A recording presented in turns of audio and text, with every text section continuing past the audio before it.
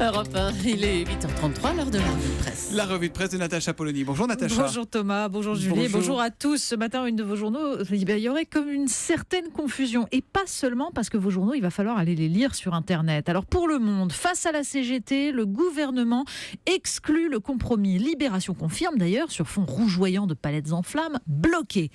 Mais en une du Parisien, c'est Manuel Valls et François Hollande, prêts à lâcher du lest. En une du Figaro, la moustache de Philippe Martinez, façon ennemi public numéro 1, l'homme qui veut mettre la France à genoux. Et l'opinion, blocage, le ras-le-bol des patrons. Grèves et blocages tous azimuts, Natacha. Oui, et donc vous ne trouverez pas vos journaux en kiosque. Ah bah si, l'Humanité indique fièrement à ses lecteurs qu'il sera le seul disponible ce jeudi 26 juin. Et c'est l'Opinion qui nous explique pourquoi dans son éditorial.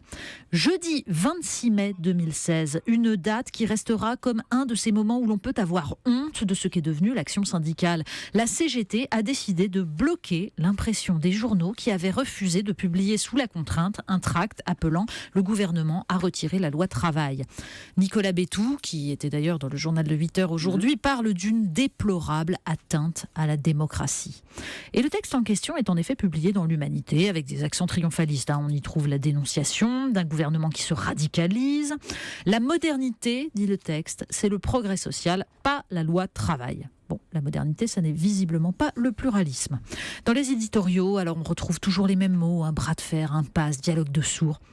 Un dialogue de sourds lancé notamment sur Europe 1 par Manuel Valls depuis Israël. Alors le Figaro, justement, y voilà un étrange écho. Guillaume Perrault nous rappelle en pleine guerre de Yougoslavie l'aller-retour de François Mitterrand à Sarajevo, sous les applaudissements, souvenez-vous bien. Sauf que tout le monde a oublié que pendant ce temps, la France était bloquée depuis 10 jours par les routiers. Le leader du mouvement, à l'époque, avait été surnommé Tarzan. Et le Daily Telegraph avait résumé pour ses lecteurs britanniques « Monsieur Mitterrand a pu faire rouvrir l'autoroute de Sarajevo, mais pas l'autoroute Paris-Lyon ». Le Premier ministre de l'époque, Pierre Bérégovoy, avait lâché du lest. Alors on verra. On redoute aujourd'hui le retour des casseurs avec les nouvelles manifestations, Natacha. Oui, et pendant ce temps, l'Obs, c'est justement aller les interroger, ces casseurs, ceux qui fracassent les vitrines et les voitures de police à coups de barre de fer. Le ton de l'article est d'une neutralité bienveillante. Ils se disent autonomes ou antifa, ça veut dire antifasciste, enfin on peut enlever le anti quand même. Méprisent les manifestants traditionnels. Regardez-les, dit l'un d'entre eux, ces syndicats avec leurs ballons et leurs saucisses merguez. On croirait qu'ils viennent en balade pour passer le temps entre vieux potes. Alors eux revendiquent une violence organique, la violence de la vie et de la création. Ils rêvent de rejouer les émeutes de 2005. Un projet de société peut-être dans l'article, quelque chose ? Non. La démocratie, la vie des gens ordinaires, ça ne les intéresse pas.